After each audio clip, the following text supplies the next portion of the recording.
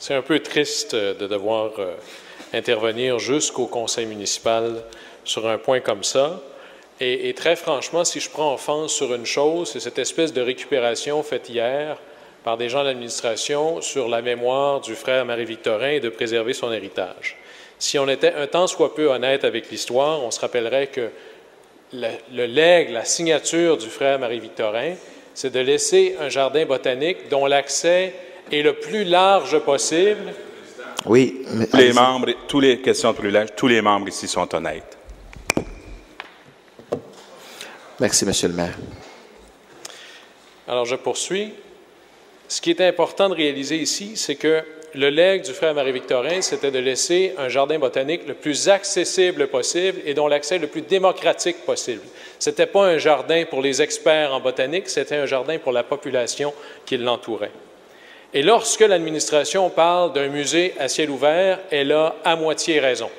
C'est un musée à ciel ouvert, mais grâce à vous, il est fermé. C'est un musée essentiellement qui était avant gratuit, qui aujourd'hui est payant. C'est un musée qui avant était ouvert et qui aujourd'hui est fermé. S'il y a une distinction claire entre le avant et le maintenant, c'est exactement ça, et c'est vous. Et je suis peut-être, malgré supposément mon jeune âge, je suis une vieille âme et je crois encore à l'importance sacro-sainte de la parole donnée. La parole que moi je donne, la parole que l'administration donne et la parole d'une institution qui est donnée. L'institution qui est la Ville de Montréal a donné sa parole aux citoyens montréalais et en particulier à ceux qui vivent autour du Jardin botanique. Nous vous demandons un sacrifice sur le grand héritage, le grand legs, les grandes thèses du frère Marie-Victorin et pendant un été, on va fermer l'accès et on va le tarifer. Pendant un été. À la fin de cet été-là, on est devenu accro et on décide de renier la parole donnée. Ce n'est pas exactement la ville dans laquelle je souhaite vivre. Ce n'est pas comme ça que l'on agit quand on est une institution respectable. Et essentiellement, il y a un phénomène ici classique, mais triste, qui touche souvent les administrations les unes après les autres. Les Anglais appellent ça « gone native ». C'est lorsque un représentant politique finit par parler plus comme ses fonctionnaires que pour le public qu'il représente. C'est lorsque l'administration commence à faire des choses davantage pour faciliter la vie de ses gestionnaires que celle de ses citoyens. C'est ça que ça veut dire « gone native » et c'est ça qui est en train d'arriver ici. Ce qui facilite la vie des gestionnaires présentement, c'est d'avoir plus de revenus de tarifs et d'avoir moins de monde à gérer. Essentiellement, c'est ça. Et on pourrait appliquer la même logique ailleurs.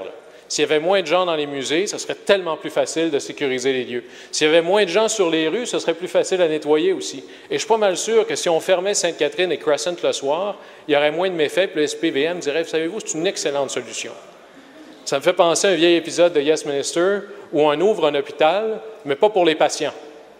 Et là, les fonctionnaires se relancent entre eux en disant à quel point c'est extraordinaire parce que les statistiques de salubrité de l'hôpital sont parmi les meilleures.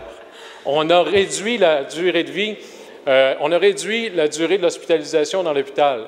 Et on a même augmenté la vie utile des appareils. Alors, franchement, merveilleux. Vous avez un hôpital qui est bon pour tout le monde, sauf les patients. Vous êtes en train d'avoir un jardin botanique qui est bon pour tout le monde, sauf ceux qui l'entourent. Le maire aime beaucoup prendre des comparaisons internationales. Prenons-les. Ottawa, Toronto, Québec, Fredericton, Édimbourg, Glasgow, Belfast, en Inde, en Islande, en Pologne, en Nouvelle-Zélande, Taipei, Genève, Fribourg, tous des endroits où les jardins botaniques sont généralement gratuits et absolument plus accessibles que ce qu'on est en train de faire à Montréal. Le côté unique de la distinction de Montréal, c'est d'être meilleur que les autres, pas le contraire. Sur la 747, on est en train de réduire l'accès à l'aéroport international, une tendance à contre-courant de ce qui se fait ailleurs.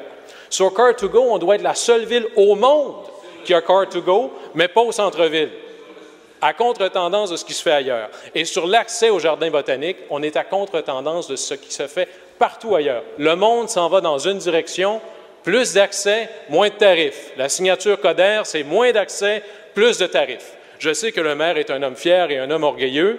Je sais que ce n'est pas facile d'admettre une erreur. On peut même refuser d'admettre une erreur. Mais ce n'est pas une excuse pour ne pas la corriger.